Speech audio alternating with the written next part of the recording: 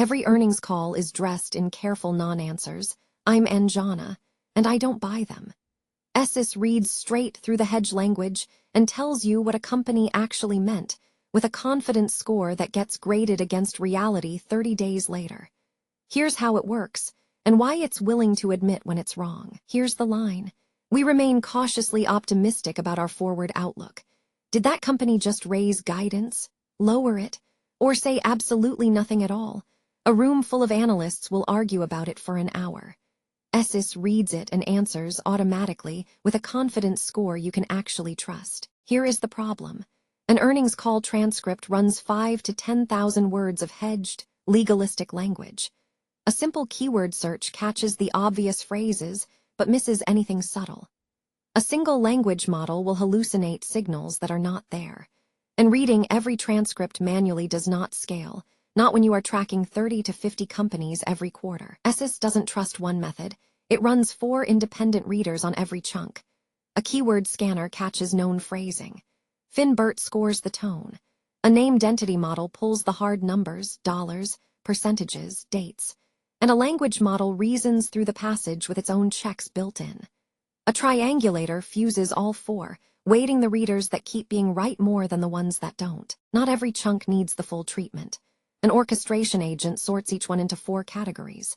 Category A, both readers agree, goes straight to the LLM for confirmation. Category B, one reader flagged something and the other didn't, gets the full pipeline. Category C, the readers disagree, routes to conflict resolution. And Category D, neither reader saw anything, gets skipped entirely, which alone cuts LLM calls by 60 to 80%. Every signal is pre-registered, logged before anyone knows if it was right. 30 days later, ECIS checks the market. The Brier score measures overall accuracy. The skill score asks if a reader beats a plain keyword search. Expected calibration error checks whether an 80% call is actually right 80% of the time. And Murphy decomposition splits genuine uncertainty from a model that's just miscalibrated. ECIS keeps learning after deployment. 3 feedback loops run continuously, a calibration watchdog that recalibrates confidence as it drifts, a routing graph that checks whether skipped chunks actually had signal in them, and a vindication tracker that reweights the 4 readers based on who keeps being right. Routine adjustments happen on their own. Anything structural, reverting a model, dropping a reader, a threshold shift over 25%, pauses the system for a human to approve. Let's recap with Claude. 4 independent readers voting on every chunk, 1 scorecard that checks itself against the market 30 days later, 3 feedback loops that keep the system honest, and a human who signs off before anything structural changes. That's ECIS. Your turn. I make a judgment call at work that I never actually track.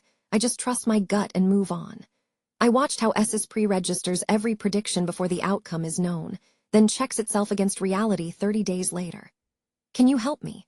1. Design a simple log where I write down my call and my confidence before I know if I'm right. 2. Pick 2 independent ways to sanity check the same call. And 3. Define 1 honest test for whether my confidence numbers actually mean anything. Paste that into Claude and see what it proposes for your own pre-registration log. Same discipline as the 4 readers, aimed at your own gut calls. ECIS, the Honest Scorecard. 4 readers checked against reality. That's Anjana.